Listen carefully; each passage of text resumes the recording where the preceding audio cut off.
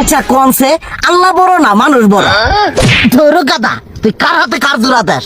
কোড়ায় আল্লাহ আর কোড়ায় মানুষ। যেটা কবার কইছে ওইটা কন। আল্লাহ বড় না মানুষ বড়? আল্লাহ তো বড়।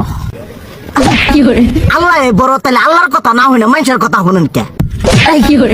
কি কইতাছস? কি আর আল্লাহর কথা মানে না মানুষের কথা মানে? হ্যাঁ, কি আর মানুষের কথা শুনেন তাই না?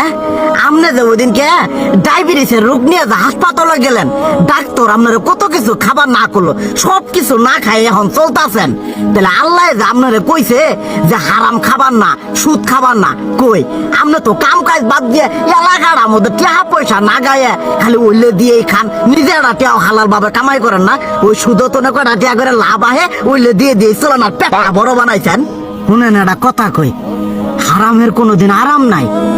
হালাল পথে রুজি রোজগার করেন, প্রয়োজনে এড়া বেলা কম খায়েন, তাও শরীর পিণ্ডও ভালো থাকবো, কোনো রোগ বেদও হবো না, আরামও পাবেন, আল্লাহও খুশি থাকবো। তুই আমার এইভাবে বুঝাবি আগে কইলি না কে? আসলে এই বিষয়টা তো আমি কখনো মাথায় এইভাবে নিইনি যে আমাদের কখনো ডাক্তার নিষেধ করলে ঠিকই আমরা নিষেধ মানি, কিন্তু উপর আল্লাহ যে কত কিছু নিষেধ করে দিয়ে সেটা মানি না। আর এই যে হারাম পথে টিয়া পয়সা কামাই করতেছেন, শরীরের মধ্যে দুনিয়া রোগ ব্যাধ হয়েছে, দেখা যাইতেছে যা টিয়া হারাম পথে কামাই করতেছেন তার তো বেশি টিয়া মনে করেন জ্বলে যাইতেছে গা বেশি। আজকের পর থেকে আমি আর এই হারাম সুদ খামো না, আমি হালাল পথে চলবো, হালাল টাকা পয়সা ইনকাম করবো। এতে করে যদি একবেলা কমও খাইতে হয় তবুও খামো, তবু আমি আর এই হারাম পথে চলবো না। আচ্ছা ঠিক আছে।